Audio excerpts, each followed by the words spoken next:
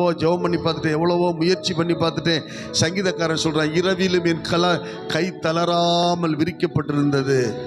என் படுக்கையெல்லாம் கண்ணீரால் நான் நினைக்கிறேன், பதிலே இல்லாத மாதிரி இருக்கு.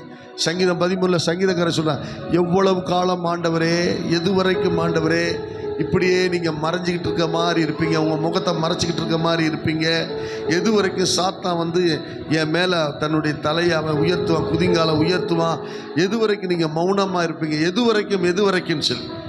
ஆனால் ஆண்டவர் ஒரு காலத்தை குறித்திருக்கிறார் அல்லவா, அந்த காலத்திலே சகலமும் மாறும். ஹல்லேலூயா.